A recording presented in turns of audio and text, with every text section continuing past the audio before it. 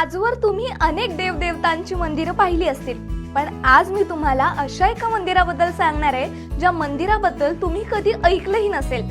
अनेक वर्ष जुनं असलेलं हे मंदिर कोणत्या देवाचं नाहीये, तर हे मंदिर आहे एका महान व्यक्तींचं। या महान व्यक्ती म्हणजे भारताच्या पहिल्या महिला पंतप्रधान इंदिरा गांधी।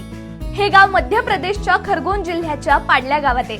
हे गाव जळगाव जिल्ह्याच्या सीमेपासून अगदी थोड्याच अंतरावर आहे। काँग्रेसचे कट्टर समर्थक सुखलाल पटेल हे या गावातल्या आदिवासींचे नेते।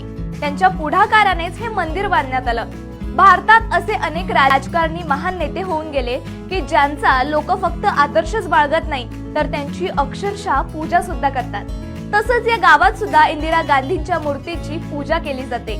मंदिरात स्थापित केलेली मूर्ती जयपूर मधून आणली आहे। इथल्या लोकांचं असं मत आहे की इंदिरा गांधींनी पंतप्रधान असताना त्यांच्यासाठी जे केलंय ते कोणा देवापेक्षा कमी नाहीये, म्हणून तिथले आदिवासी लोक त्यांची सदैव पूजा करतात। या मंदिराबद्दल तुम्ही कधी ऐकलं होतं का?